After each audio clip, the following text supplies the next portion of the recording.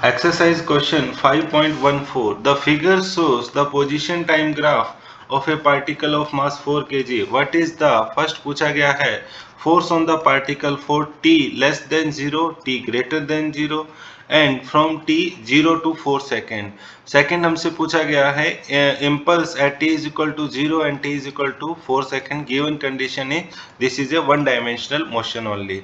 तो आप देख सकते हैं 0 से अगर कम टाइम इंटरवल जो टाइम रहता है यानी कि this is region t less than 0, अगर हम इसकी बात करें तो यहाँ पे पार्टिकल का जो पोजीशन है that x is equal to 0 है। पोजीशन आपकी क्या है, फर्स्ट पार्ट में पोजीशन जो है वो सेम है।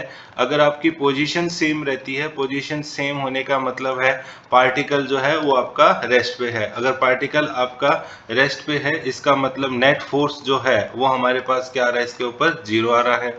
t is equal to greater than 4 के लिए भी अगर हम देखें तो वो x इज इक्वल टू क्या है 3 है, तो इसके लिए भी सेम रीजन होगा कि पोजीशन सेम है। अगर सेम पोजीशन है तो इसका मतलब पार्टिकल रेस्ट पे है, अगर पार्टिकल रेस्ट पे है तो आपका फोर्स जो है वो 0 आ रहा होगा।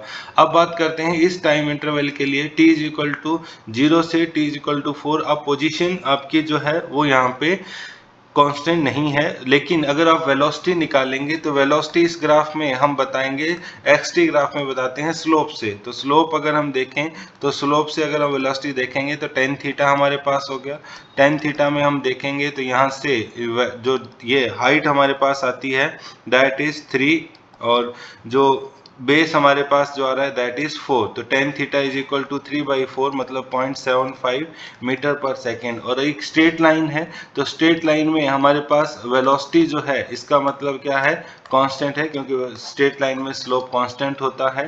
तो अगर कांस्टेंट वेलोसिटी है तो एक्सेलरेशन 0 है, एक्सेलरेशन 0 होने का मतलब है आपके पास फोर्स की वैल्यू जो है वो 0 है तीनों ही केसेस के अंदर। नेक्स्ट पार्ट हमसे पूछा गया है impulse as t is equal to 0।